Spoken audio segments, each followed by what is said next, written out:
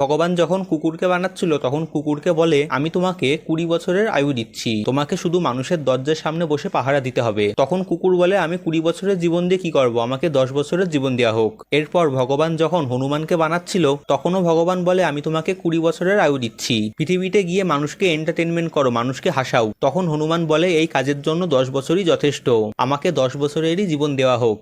এরপর ভগবান যখন গরুকে বানাচ্ছিল তখন গরুকে বলে, তুমি পৃথিবীতে গিয়ে খুবই কষ্ট করবে, মাঠে গিয়ে জমিতে নাঙল দেবে, এর জন্য আমি তোমাকে 60 বছরের আয়ু দিচ্ছি।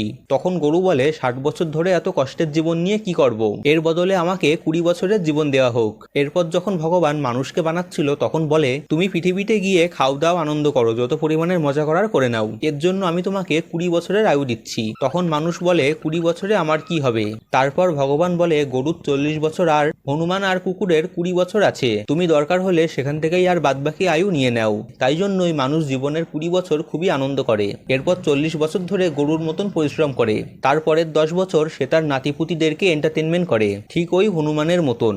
আর জীবনের শেষ 10 বছর কুকুরের মতো বাড়ির দরজার সামনে বসে জীবন শেষ হওয়ার অপেক্ষা করে।